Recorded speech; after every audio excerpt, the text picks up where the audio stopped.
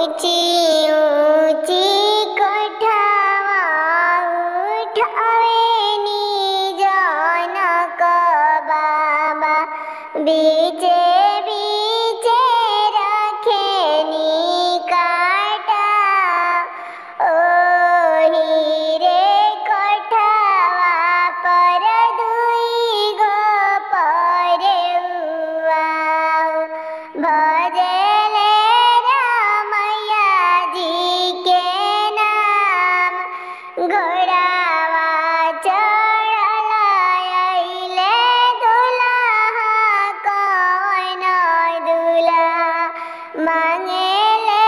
परेउआ दहेज मांगेले परेउआ दहेज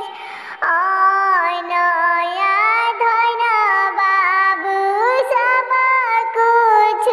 देब पोसल परेउआ नहीं देव पोसल